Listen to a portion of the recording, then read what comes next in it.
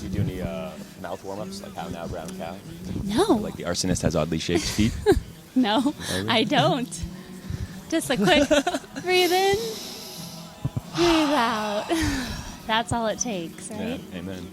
You can make it to the sunrise. You can make it to the sunrise.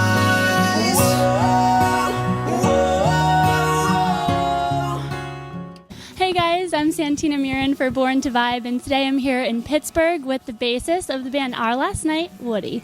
How are you doing? Thanks for having me. I'm great. So happy to be here. You're playing at the Rex Theater tonight, and I've been a fan of the band for many years, but it's been a few since I've seen a show, so I'm long overdue for an Our Last Night concert. Awesome. Yes. In fact, actually, in 2015, I was living in LA at the time, and you guys had posted about coming to be an extra for the music video to Road to the Throne. Yeah. I was absolutely there. Were you? No shame. You were Yeah, there? Oh, I was there. Amazing. It was so much fun. We'll have to pull up that video later. Okay, yeah, you see me a couple times in there. To the wave that held us down, we're burning brighter. You're gonna hear us now, 'cause we're singing.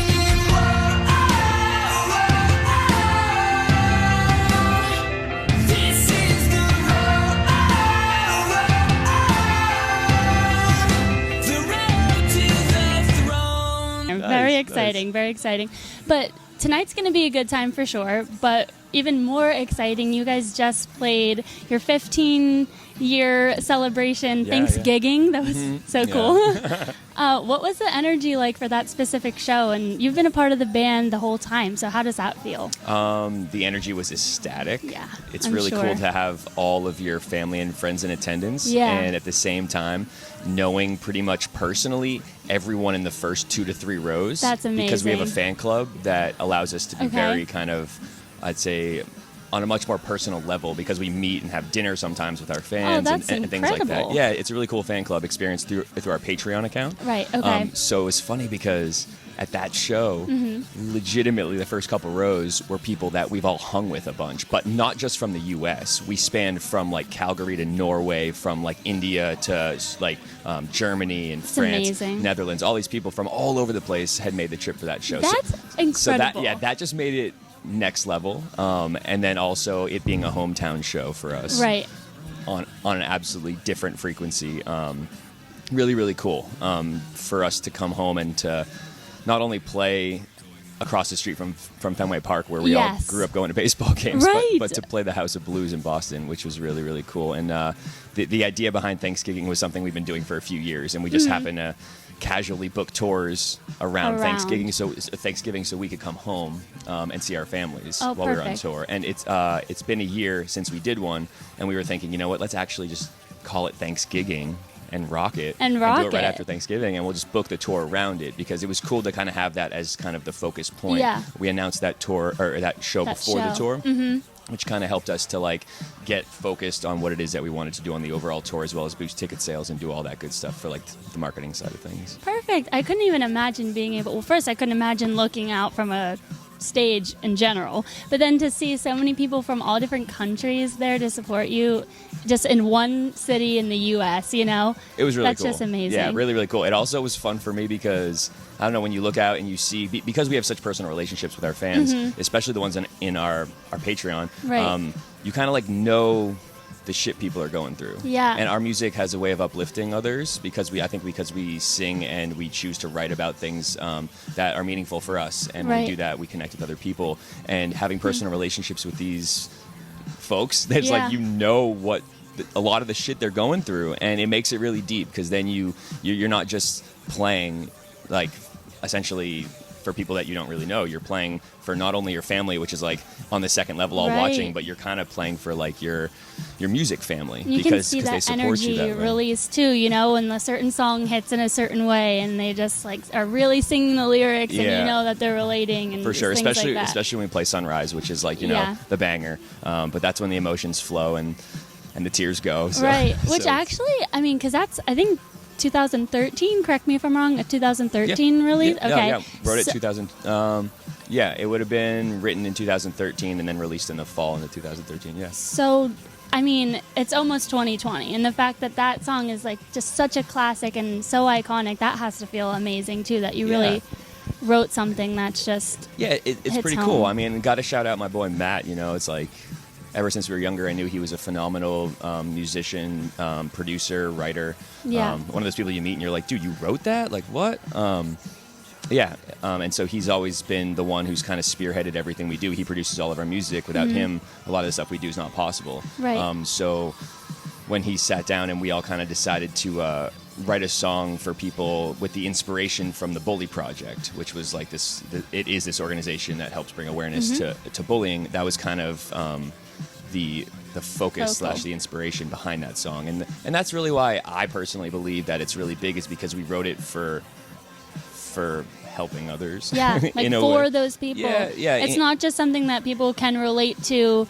It's something that was written literally for them. Yeah, and we do write our music for those people as well as ourselves. Yeah. Because we tried for a while to fit our style to be like radio friendly, or you know what I mean, or be more pop friendly. Never worked out. We had to come back to what we wanted to do in order for us to actually grow into, I think, the people we were supposed to become and the band we're supposed to become, which has been a beautiful process filled with ups and downs, as life is. But 15 years of trial and error. Yeah, for sure. And it has been cool reflecting on Sunrise and it being our biggest song, because when it first came out, it didn't blow up immediately. It took like 6 to 8 months. Like, we recorded a video later on after it came out, put it up there, and it slowly started to get more traction, which is really cool. And to play that song in different cultures for different people, whether they've gone through really difficult experiences or whether their culture is traditionally, in our eyes, oppressed. You know, it's like there's a lot of energy that comes out for that song, and it feels really humbling to play that for people, and to be able to connect on like a very deep frequency, because like I said, we write music for us as well as it's a for other bonus people. that people Attached to it. And I think when you write for you, and then also with the inspiration of wanting to serve and help other people, then people can take that that meaning from the song that you write, maybe about a different topic, which is the beauty of music and lyrics, is that they then relate it to their life. Yeah, and you could be writing about it from a place of a relationship, and they relate to it in a place of something completely different. Work. Like, you have no idea, you know, that's amazing. But something that I'm so drawn to you specifically is that, you know, you come from this kind of heavy metal musical background with the band, and you just like your balance, you know. On the other hand, you're this light, free-spirited yogi. It's true. Guilty. What's the journey been like? Or, you know, when you started this band, were you in the same headspace then, or? That's a great question. No, not really. I think we naturally evolve as we find things that resonate with us more and more. Yeah. And I didn't really know, you know, what I wanted out of my own life, and what how I wanted to give, or even how like I wanted to be as a human in this life, until I started practicing things like yoga and meditation. And I'm really passionate about it because it changed my life. I went from being somebody with like chronic low back pain to like being pain free. I went from somebody who's like really not very confident in, you know, social situation. Well, yeah, in social situations, as well as on stage, as well as just like expressing myself creatively. And yoga gave me that voice. So I love it. And I realized that not everyone's going to love it, which is totally fine. For me, I'm really passionate about connecting with people on what they're passionate about. Right. So yoga is that for me. So if anybody asks me at a show about yoga, I got to like prepare them, because I'm like, yo, I'm about to go, I'm about to go wild on you right now. Like, okay, yeah. How much time do you have? Like, exactly, are you ready? Exactly, right. So for me, it's really powerful because it's been so self-transformative. And I think when you find an area that helps you to feel into yourself and express your creativity, then it kind of bleeds into other areas of your life. So it gave me more confidence in expressing myself with my bandmates, musically, you know, with friends like Kevin Paris. Like, just it gave me more confidence and more of my own voice. And back to knowing that not everyone's going to do yoga, I think you can find your yoga Right. in some type of physical exercise, because physical exercise is important. Yeah. We know this. Absolutely. And we can tap in the breath, which we're always doing. So not everyone's going to do yoga, but everyone's going to breathe. You're right. So if you can find ways to incorporate the breath in things like running, biking, even like horseback riding, or I mean, it could be something like reading. I mean, it's kind of a physical activity for your mind. For your mind. You're creating this flow state in your life. And really what I'm passionate about doing is bringing out that in people's lives and being like, hey, you might not like this one way, this one experience, because there's infinite experiences in the world. Yeah. Saying one way of yoga is the right way or one way of living is the right way is kind of bogus. Contradicting in of itself. For sure. So I think you're going to find what you're passionate about by exploration. Yoga is a great place to start if you want to try, but you can do it in all sorts of different ways. So if you know you're passionate about like running or going for walks in the woods or something that moves your body, allows you to move your energy, and you tap into your breath, and then it brings you into this, I think, a heightened experience with more confidence and clarity in your life. And that's just what happened to me with yoga. And like I said, I don't like it to be specific to yoga. I want it to be something that everyone can tap into, meaning you tap into what you're passionate about. And we all got something we're passionate about. I'm doing mine right now. Yeah, I love it. I can Interviewing tell. really cool people. Speaking of Kevin Paris, though, I interviewed him back in March, and at the time, I was prepping for that interview and saw on his story that he was with you the one night. Like, I was preparing, and you guys were together, and I'm like, oh my gosh, these two worlds are coming together. I had no idea. So you two have been friends for quite some time. Oh, yeah. And yeah, for sure. Game-changing homie in my eyes. He's been somebody amazing person. He's been somebody, I just got to shout him out real quick as like how much of an epic figure he has been for me in my life, because like I did find yoga a while ago, which helped me with my voice, right? Okay. But like I still lacked confidence in creating music, thinking that I wasn't good enough. I compared myself to other people, and I think it's something we all do when we're going through an intense transformation. Yeah. But you don't have to. And when you find people like Kevin Paris that bring it out of you, it becomes a lot easier. And so for me, I didn't really know my creative expression musically until I started to meet Kevin and play with him. So Kevin plays a little bit more. Like we write together, and it's amazing. It's like on a different frequency I've never experienced before.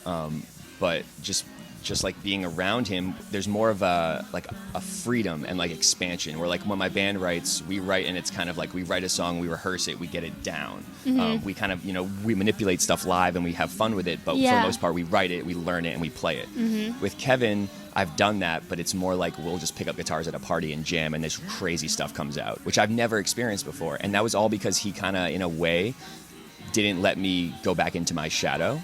And when you find people like that are willing to just be like, hey, by the way, I'm coming over, and if you don't mind, I'd like to record this song with you. And I'm thinking, okay, cool, yeah, we'll sit down, we'll work it out, we'll do it. He sets up the camera and the microphone and goes, cool, let's go.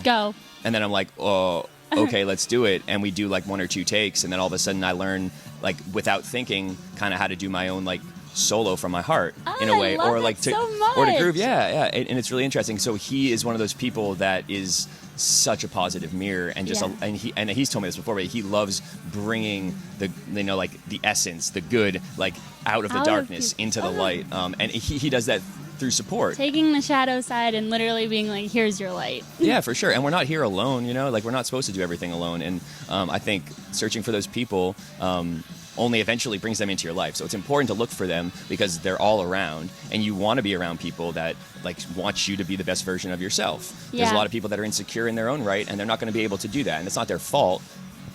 But you deserve to look for those people that bring it out of you, because that's how you step into your power and you become who you're supposed to be. And so that's how I feel more in my heart, because I love the music we play in OLN. It's like, I wouldn't trade it for the world. I love being on stage. I love rocking out. High energy rock is like the most fun to play. Right. And I love jumping around on stage and everything. And all your tricks. It's super fun. Moves. Yeah, you got to express yourself, right? And with Kevin, it's like I'm expressing a different side of my own heart that I didn't know existed. And it just feels really, really good, and something that I can see myself doing for a really long time. Because the band isn't the only part of you, obviously. So it's an extra outlet to show different glimpses of for sure. personality. And there's so many areas of your life, right? It's like that wheel analogy where it's like if you're only focusing on one area, then one of the other ones tends to like not be as big, and then the wheel can't really like roll the right way.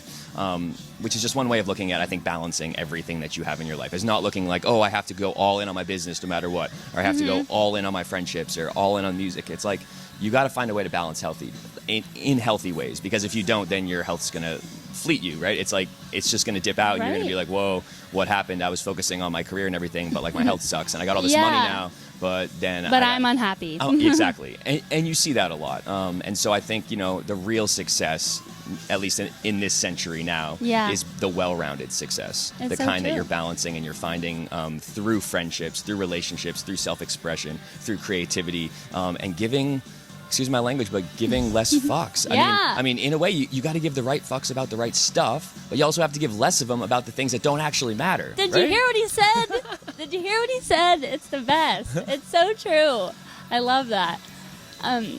Also, with Kevin, he and I have kept in touch a bit since March, and he's coming tonight, so that's Amazing. super I can't wait to see exciting. him, yep. And I'll be seeing him tomorrow too with the yoga and live music. I can't wait for that as well.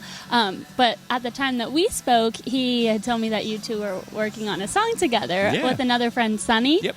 Is Yep. there? I didn't miss it, right? No. It hasn't been released. No, not at all. I'm It's waiting for that it's in collab production so stages. much. Yeah, it's pretty much recorded. We're just having people, do a little Final sprinkling touches? of like the magic over it, just to give it a little bit more polishing. Okay. But yeah, I'm really passionate about that. I think it's going to resonate with a lot of people. Okay. It's a different vibe. Like I don't know how to describe it without hearing it, but it's got like a lot of soul, a lot of our heart in it, and Okay.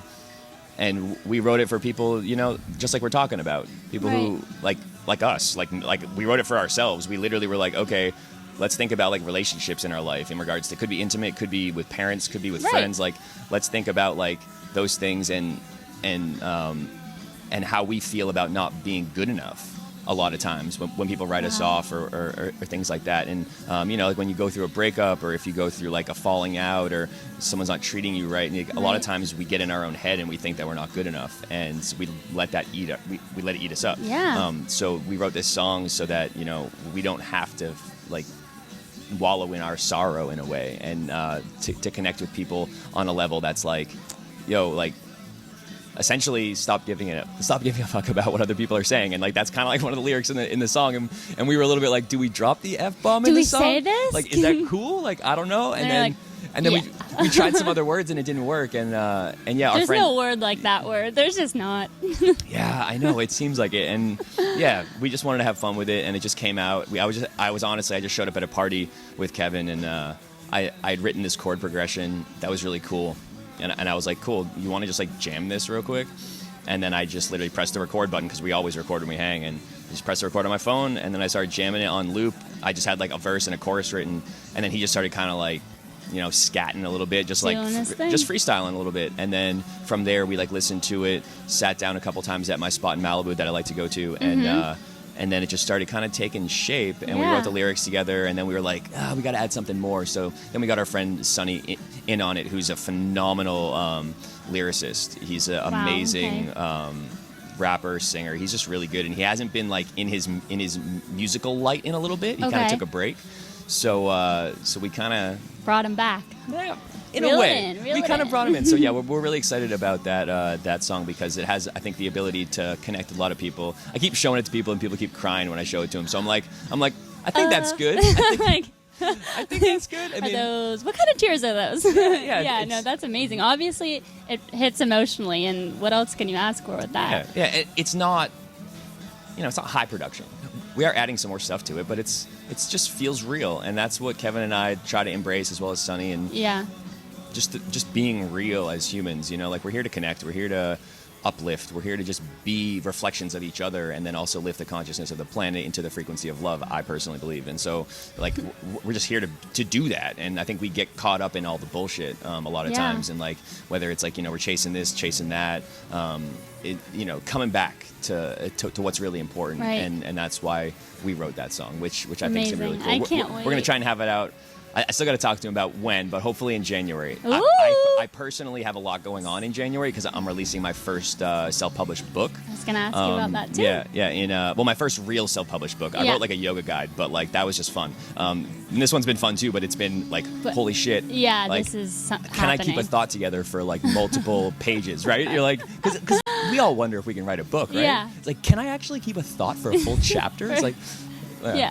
and Intimidating. I did, and yeah, it's been pretty mind blowing. Bucket list? Yeah, so that's in Check. January too. So trying to figure out, coordinating when I'll be doing what. But yeah, hopefully we'll have that out in the beginning of next year for that song. Definitely a collab that I'm dying to hear. And also, in regards to collabs, the one that you guys did with Keizo, Alone. Yeah, that was cool. Love that song. That was actually the first song on his album Unleashed. Yeah. So that's pretty cool. Yeah, he did quite a few collabs on that, which was cool. He was trying to like bridge genres, I think, which was interesting. And that's my favorite part. So in 2014, I started getting into EDM.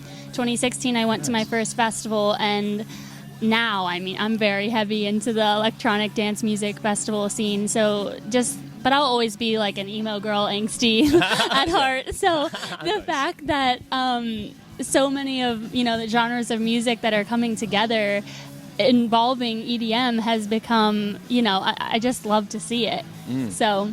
Yeah, it was cool. It was an experience. Matt flew out and went to go write with him, and the song they wrote was really good. I mean, like I said before, like a testament to like Matt's production ability. He just has an ear always, and so he wrote that really catchy melody, and just they kind of worked together to create the song, and then it did really well. And then at the same time, then Keizo was like, "Yeah, so you guys want to like come on tour?"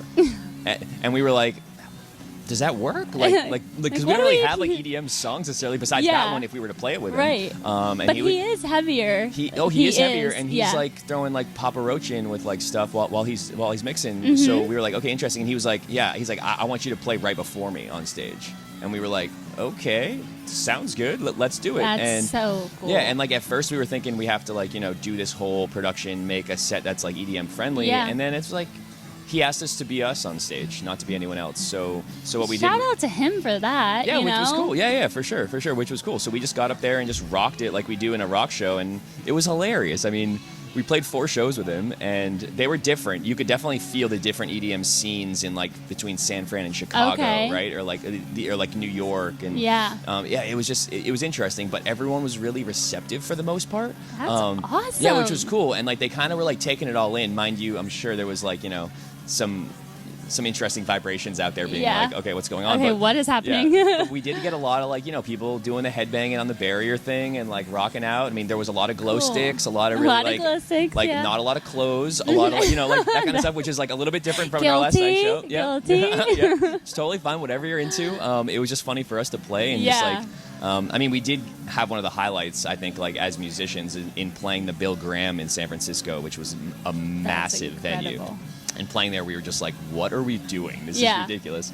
And it was sick. It was super, super sick. And since then, we've even had people come out to see us from those shows. That's so cool, like growing your fan base in different avenues and everything. And I would hope that they would be receptive, because in EDM culture, we say PLUR, P-L-U-R, peace, love, unity, respect. There's a handshake and everything. That's cool. Oh, really? Yeah, nice. I didn't know that. That's super cool. Yeah, so I would hope that they would be receptive, especially if they're there to see Keizo, and obviously Keizo approves, who's opening or whatever. Is it a secret handshake? Like you have to kill me if you told me? No, not at all. Absolutely. Okay. Well, so this way, we could do. I'm at least in with the EDM culture now. Okay, so you go like this, and normally you'd have it's called Candy, K-A-N-D-I, and it's a bracelet that you wear. It could say like anything. So is it edible or no? No. Okay. It's a bracelet. Okay.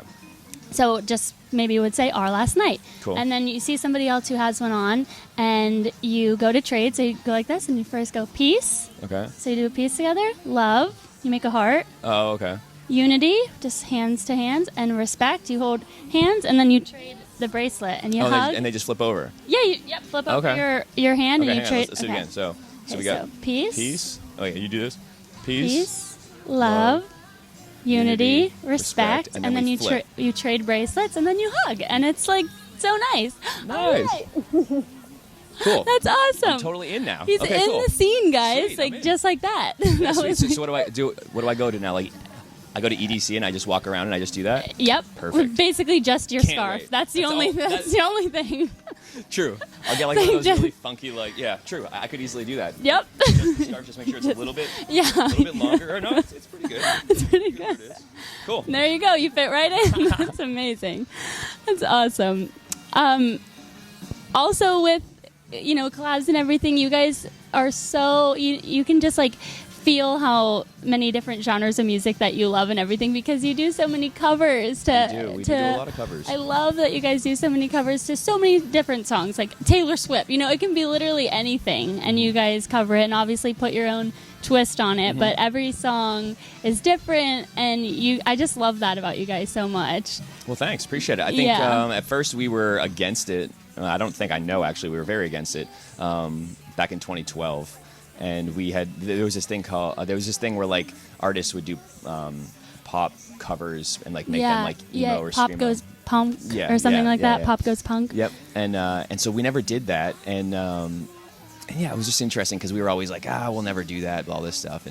And then in 2012, we had somebody on tour with us who was our tour manager at the time. He later became our manager for a few years, and he had worked with other artists that had done YouTube covers. And he was like, "There's not really a rock band that like does these." It's because he worked with people that were kind of doing it more in like they were like making pop songs like more like pop rock songs, where we come at it with like a metal alternative rock. Right. And he was like, "Yeah, there's definitely a spot in the scene or in the industry for a band to do this because there isn't really one doing it."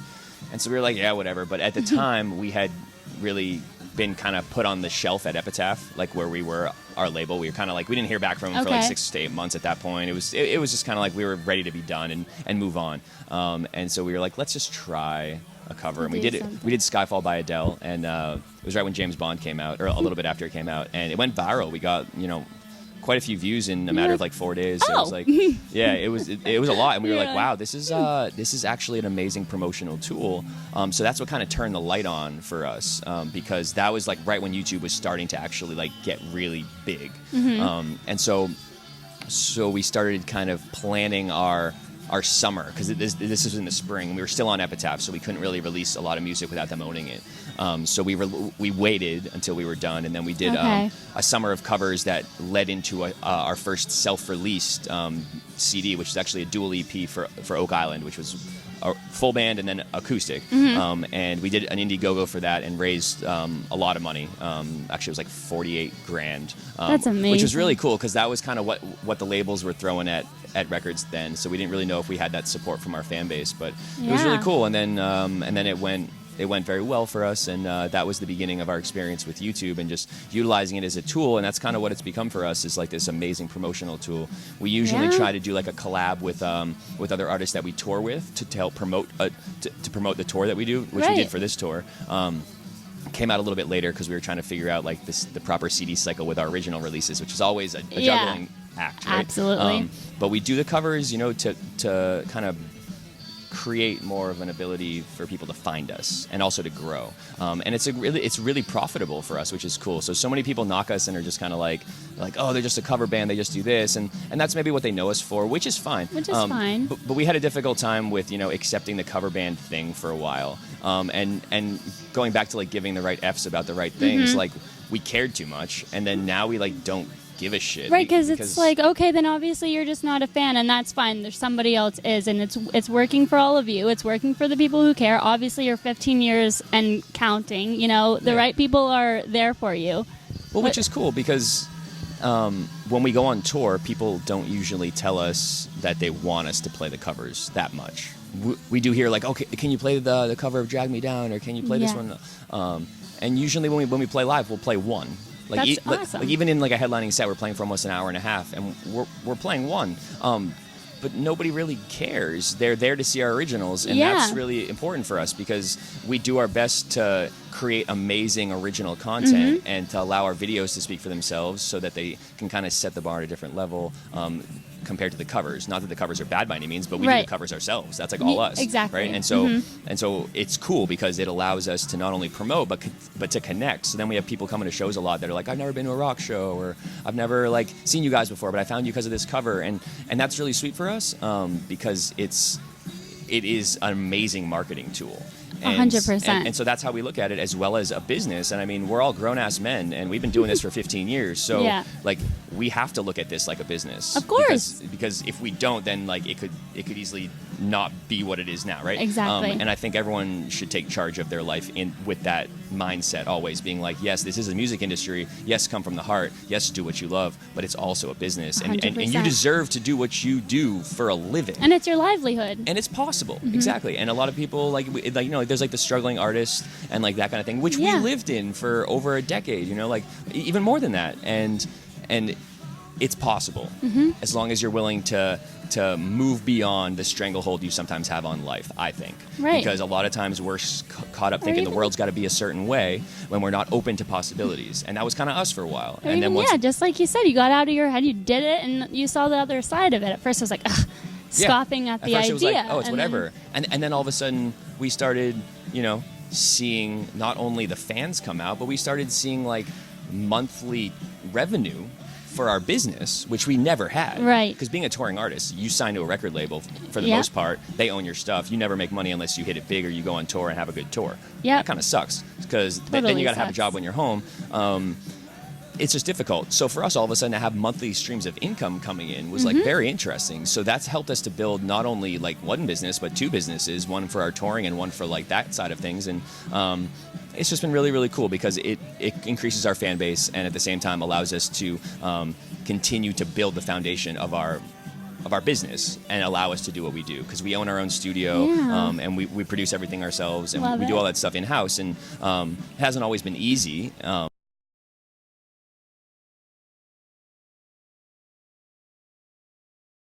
You can make it to the sunrise.